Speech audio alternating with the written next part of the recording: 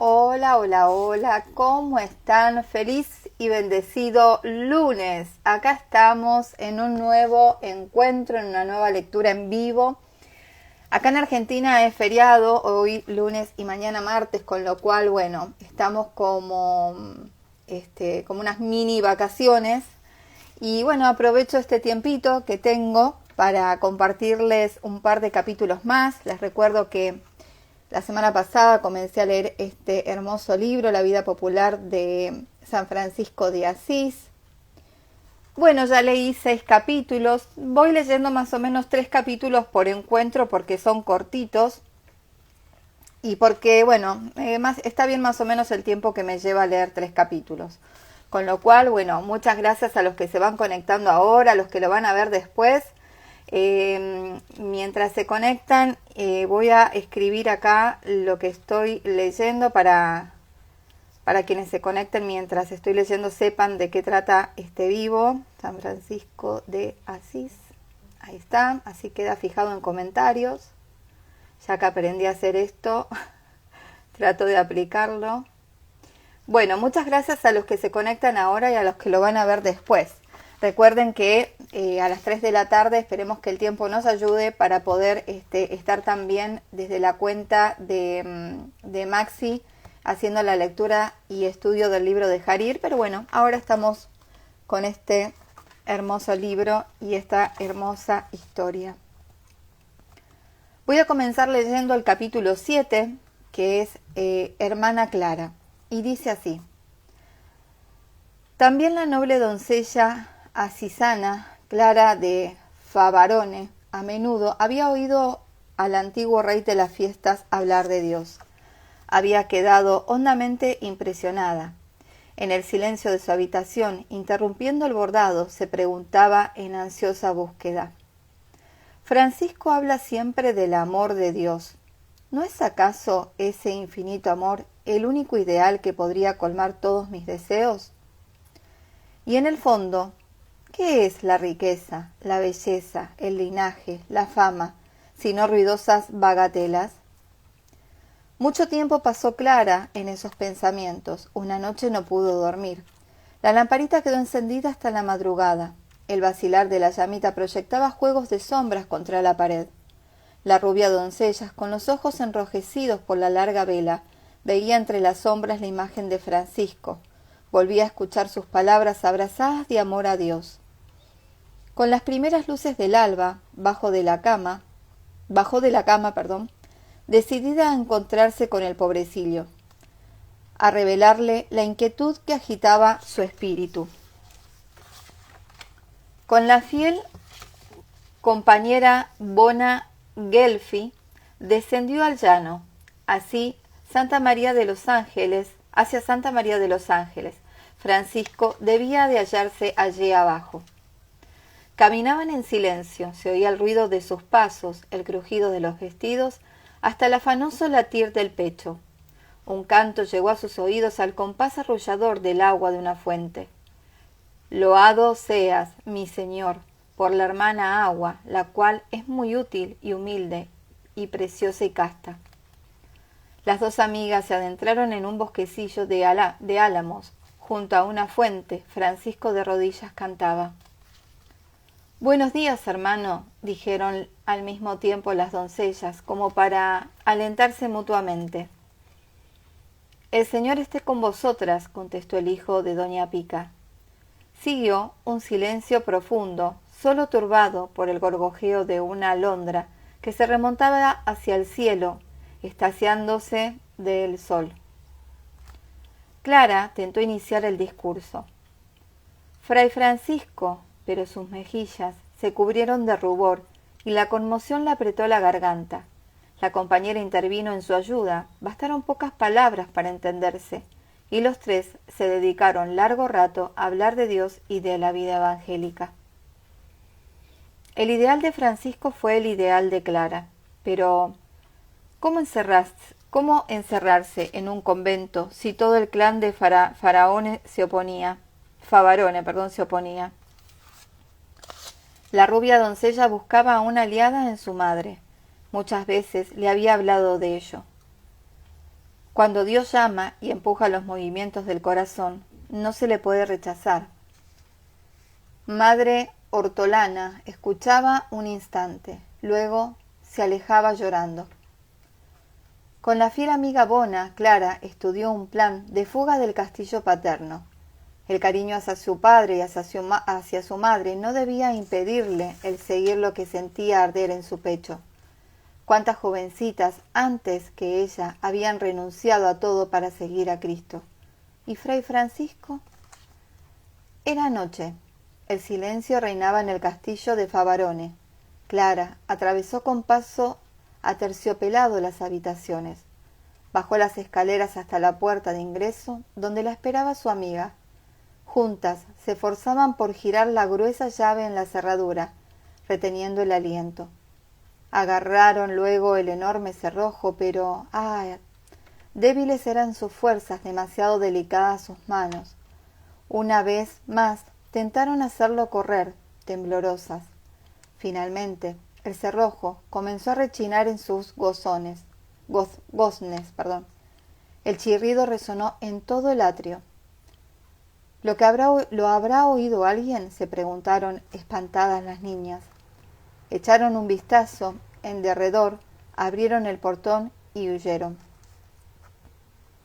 En el cielo sereno las estrellas parpadeaban sonrientes. Corrían las dos amigas jadeando. En la falda de la colina se detuvieron un instante, miraron atrás para ver si alguien las perseguía. Luego retomaron la carrera hasta la capilla de Santa María de los Ángeles. Francisco y sus frailes le salieron al encuentro con anchones encendidos. En la capillita de la Virgen, Francisco cortó los rubios rizos de Clara. La revistió con una tosca túnica de buriel y cambió por una gruesa cuerda su precioso cinturón. El pobrecillo de Asís asociaba a su idea a la noble doncella, Clara Favarone, que sería la pobre dama de Cristo. Así comenzaba la segunda orden franciscana, las claras o pobres damas. Pobres porque renunciaban a todo para vivir en la más extrema pobreza. Damas porque nobles y generosas de espíritu, listas a todo sacrificio para glorificar a Dios. Clara hubiese deseado seguir a Francisco y a sus compañeros en las peregrinaciones apostólicas, para asistirlos como lo hicieran las piadosas mujeres con Jesús y los apóstoles. Pero Francisco pensaba de otro modo. Según una dedicada leyenda, Clara alcanzó un día a Fray Francisco para ayudarla a curar enfermos en los alrededores de Asís. Después juntos se dirigieron hacia casa, cansados y hambrientos. Era invierno y la nieve cubría el valle.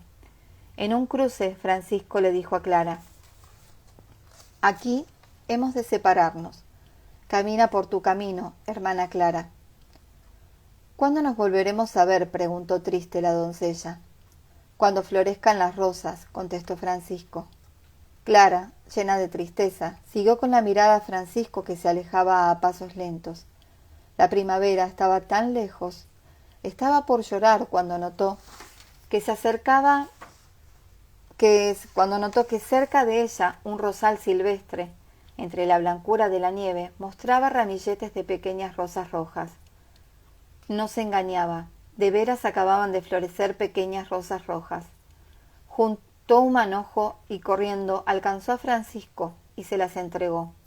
Juntos, en el silencio de la naturaleza, levantaron al cielo un canto de alegría. Después de diversos acontecimientos, San Damián pasó a ser hogar hospitalario de la hermana Clara y de las primeras compañeras que se le juntaron.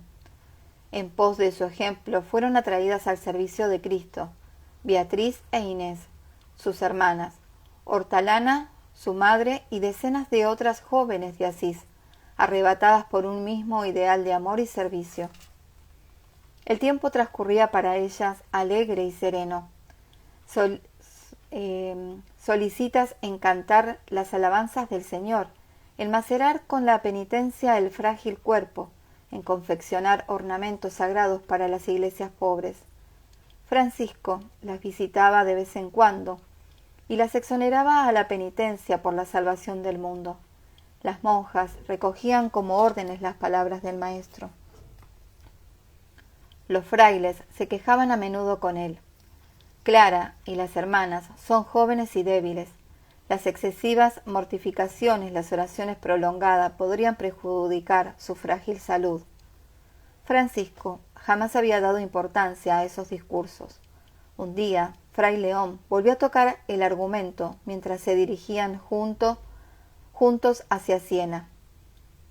Quizá porque estaba cansado o lejos de Asís, el santo comenzó a pensar que, por sus sugerencias, Clara pudiera de veras exagerar en ayunos y penitencias, más allá de las fuerzas. En este caso, él sería responsable delante del Señor. Como hubiera querido hallarse en Asís en ese momento, enseguida hubiera reunido a las monjas para inducirlas a mitigar las penitencias, y así, fantaseando, llegaron cerca de un pozo. La noche ya había llegado y la luna resplandecía pálida en el cielo con un pequeño cortejo de estrellas. El pobrecito se apoyó en el brocal del pozo, hurgando con la mirada el fondo. A unos pocos metros de profundidad, en el pequeño círculo de agua le pareció ver oscilar una imagen. Al comienzo le pareció que era la luna, pero observando mejor notó que era el rostro de la hermana Clara. Fray León, corre a ver, gritó deprisa. El rostro de Clara se refleja en el agua del pozo. Es hermoso y resplandece de luz. A Francisco se le disipó toda duda. Hermana Clara se hallaba bien, pese a las austeras mortificaciones del cuerpo, y gozaba de la dicha del Señor. Federico II hacía rato que peleaba contra el Papa Gregorio III. Huérfano a tierna edad, la madre lo colocó bajo la protección del Papa Inocencio III, quien lo educó y le salvó el imperio de los usurpadores.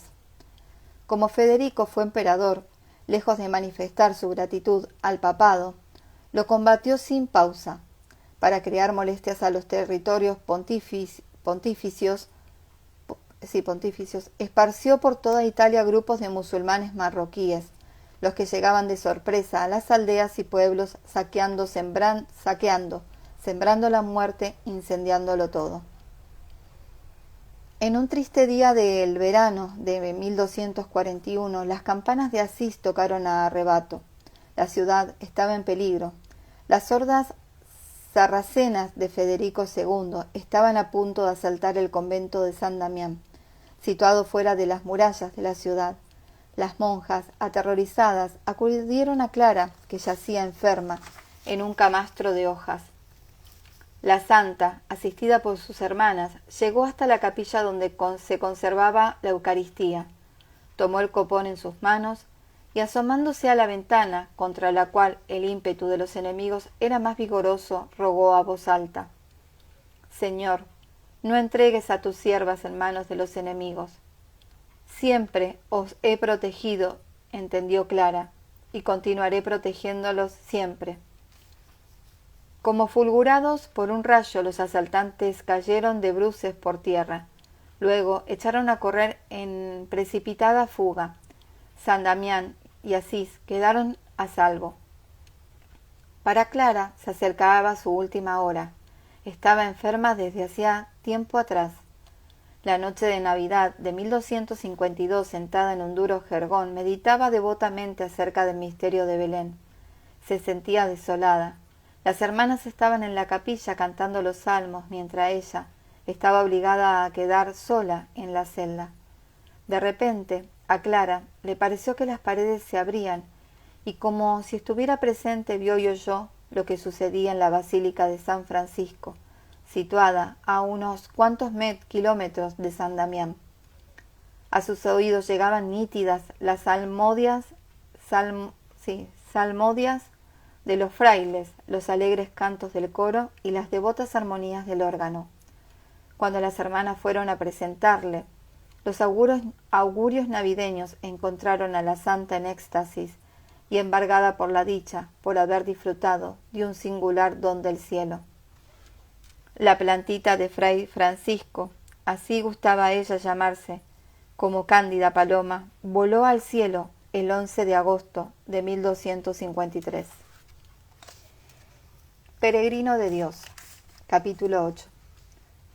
Fray Francisco sentía fuertes atractivos por la soledad y la vida ermitaña. El cuerpo es una celda, solía decir a sus frailes, y el alma es el solitario que la habita. Dichoso es aquel que sabe esconder los secretos de Dios en su propio corazón. De vez en cuando se preguntaba si era mejor dedicarse a la vida contemplativa, entregado de lleno a la oración y a la meditación, a continuar en la vida activa que ya había producido frutos de numerosas conversiones. La duda lo angustiaba. Para superarla, decidió pedir consejo a Fray Silvestre y a otros. Las respuestas fueron unánimes. El Señor lo había destinado a sacudir la indiferencia religiosa de los hombres con la predicación y el apostolado activo. Aclarada definitivamente su vocación, el pobrecillo volvió a girar por ciudades y pueblos evangelizando sin pausas. Un día, en las ceremonias de Perusa, Francisco encontró un hombre que caminaba cabizbajo, cansado y echando rabiosamente pestes contra todos. El santo lo miró fijo y lo reconoció. Era un amigo de su juventud. —¿Cómo estás, hermano? ¿Me recuerdas? —No, no me acuerdo de nada. Solo puedo decirte que estoy muy mal. —¿Por qué estás tan inquieto y apesadumbrado? ¿Te andan mal los negocios? —Mal, mal del todo. El patrón me ha despedido y no quiere darme lo que me debe. Lo odiaré hasta la muerte. Si lo encuentro por el camino, solo... Hermano, tranquilízate. Piensa en lo que dices.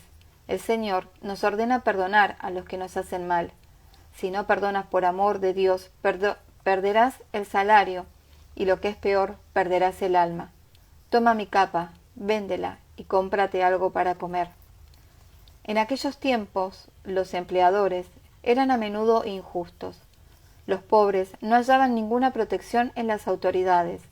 El único reprocho a las prepotencias de los ricos partía de los sermones de los sacerdotes en las iglesias. Este hombre ha de ser un verdadero siervo de Dios, pensó para su coleto el pobre hombre.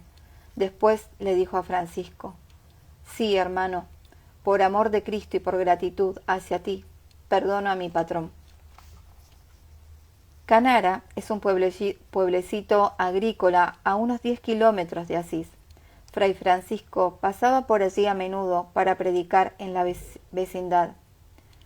En una oportunidad, el ardor de sus palabras entusiasmó tanto a esos buenos campesinos que un gran número quisieron abrazar la vida religiosa.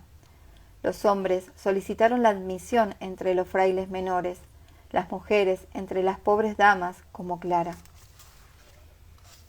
El siervo de Dios quedó asombrado frente a tanta generosidad. Procuró modelar el entusiasmo de la gente diciendo: no tengáis apuro, por ahora volved a vuestras casas y a las actividades de costumbre. Os pido un poco de tiempo para pensar y decidir lo que sea mejor para vuestro bien. La idea anduvo madurando en su espíritu y cuajó en Poggibonsi, cerca de Siena. Cuando en 1221 se dirigió a Poggibonsi para predicar entre sus oyentes, se destacaron Lucchesio y Bona, su esposa. Él, mercader avaro, codicioso de ganancias; ella, al contrario, mujer piadosa y generosa. Como de costumbre, el pobrecillo exhortó al pueblo a la generosidad de corazón, fustigando la codicia de las riquezas y la sed de placeres, y decía con fuerza: para conquistar la tierra se necesita dinero. Para alcanzar el paraíso es necesario desprenderse de los bienes terrenos y sentirse todos hermanos. Francisco habló con tanto entusiasmo que Lucchesio se sintió hondamente impactado por sus palabras. Hasta ahora había apegado su corazón a las cosas de la tierra. Ahora entendía que sólo tiene valor las acciones que hacen ganar el reino de los cielos. Vendió gran parte de sus bienes y distribuyó lo recaudado a los pobres. Los dos esposos se volvieron fervorosos creyentes, ansiosos de una vida más perfecta. Rogaron a Francisco le sugiriera unas cuantas normas. «Amad a Dios», contestó el santo, «vestid modestamente. No empuñéis armas contra nadie. Defended a la Iglesia. Socorred a los pobres y enfermos. Perdonad las ofensas. Guardaos las facciones y contiendas. Llevad doquier la paz, el amor, la caridad de Cristo». Les impuso un hábito gris y les ciñó con un cordón, como había hecho con sus compañeros y con su hermana Clara. De esta manera nacía la tercera familia franciscana, o tercera orden de la penitencia. Los terciarios son cristianos que se comprometen a vivir la sencillez evangélica que Francisco quería para los frailes y las monjas, pero sin recogerse en comunidad y sin abandonar la propia casa y la propia profesión. Viven en familia como los religiosos en convento y trabajan y rezan para dar testimonio de fe en Dios y claridad hacia todos. Al término de cada misión apostólica, Francisco volvía a la Porciúncula para dedicarse solamente a la meditación de las cosas celestiales. En una noche de 1216, mientras rezaba en la capilla de Santa María de los Ángeles, se le apareció Jesús con la Santa Virgen. «Pídeme lo que quieras», le dijo Jesús. «He de pedirte, Señor, sino la salvación de los hombres. ¿He de pedirte, Señor, sino la salvación de los hombres? Te ruego concedas la remisión de las culpas a todos los que, confesados y comulgados, visitaren esta capilla». Jesús accedió a la petición, pero le ordenó solicitara el consejo del Papa, su vicario en la tierra.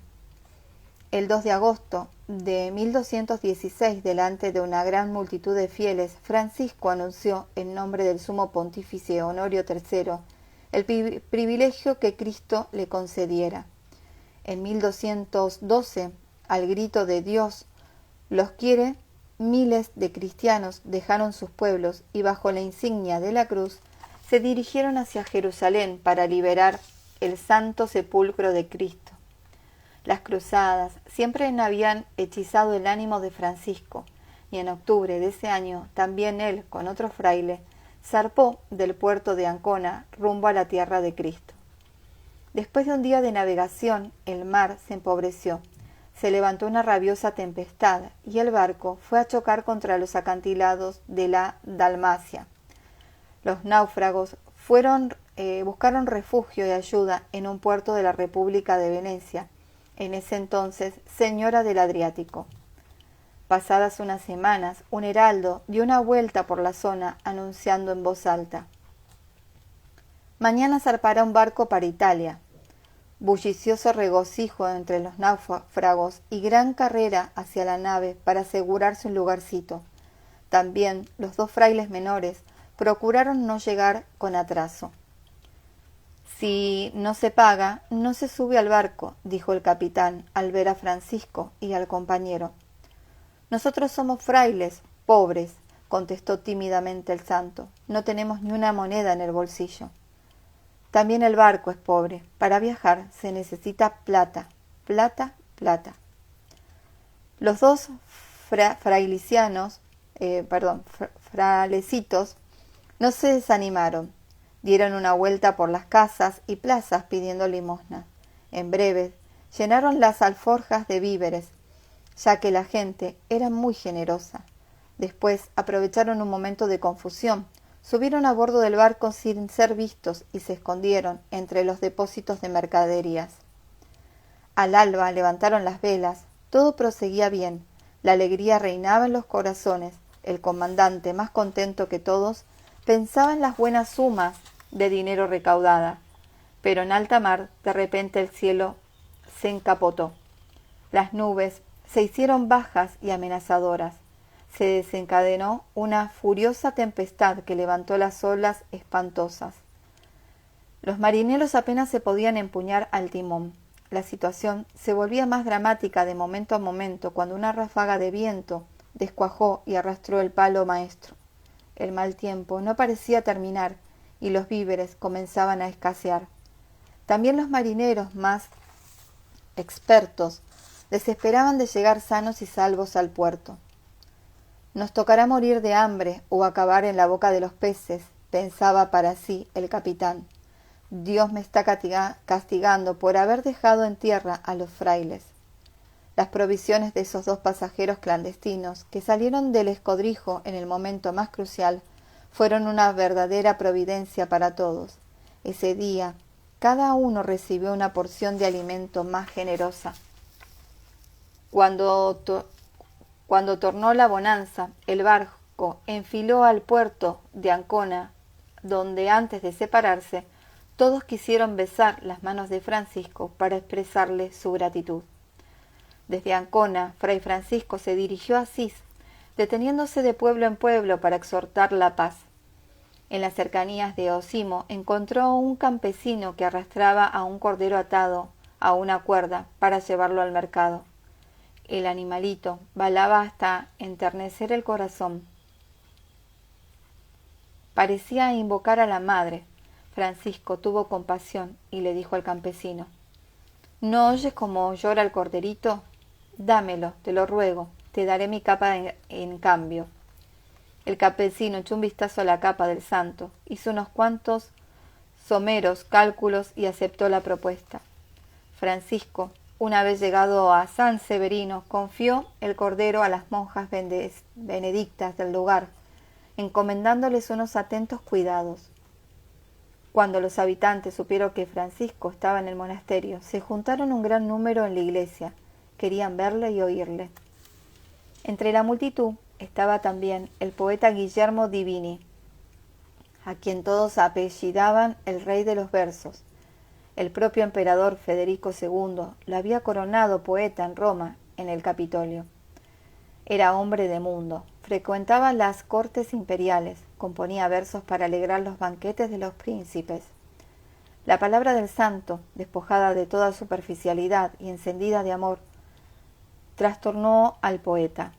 Entendió enseguida que la verdadera gloria debía buscarse en el Señor y en la sencillez. Fray Francisco, quiero seguirte. Ayúdame a sentir el amor de Dios, exclamaba entre lágrimas de emoción. El pobrecillo lo abrazó y, si bien receloso de recibir a adoptos en su orden, lo aceptó como fraile.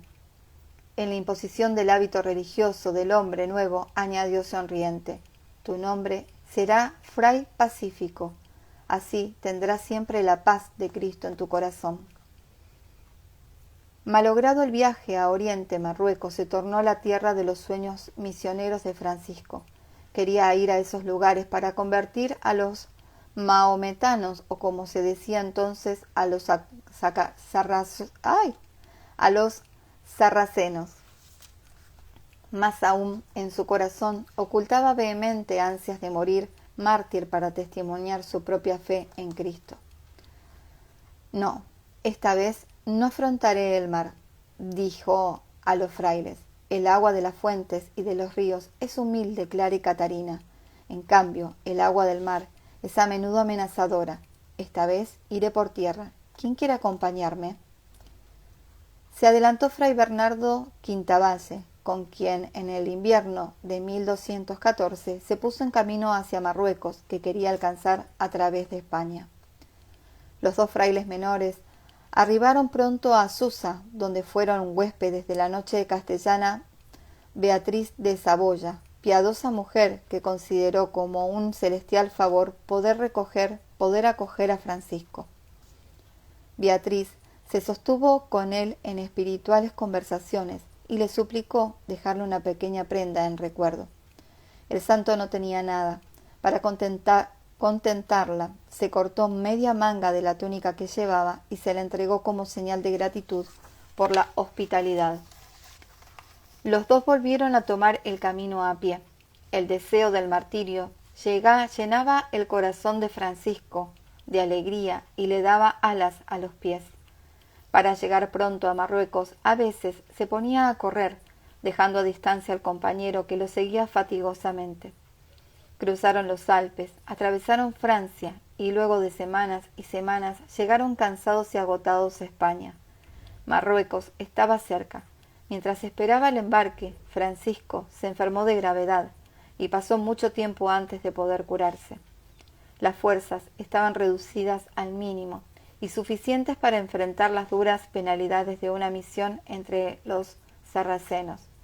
Decidió, pues, volver a Italia por mar, encomendándose a Dios para que el tiempo fuera bueno. Bueno, seres bonitos, hasta acá voy a dejar porque ya noto la voz un poco, mi garganta, ¿no? La noto como un poquito ya que necesito cuidarla porque encima después tengo otra lectura. Así que bueno, espero que lo hayan disfrutado, que les guste esta historia popular de San Francisco de Asís, si es que no la conocían. Y bueno, nos vemos en un próximo encuentro. Les deseo que tengan una muy bonita semana. Recuerden que ahora en un ratito lo subo a YouTube. Nos vemos. Chau, chau.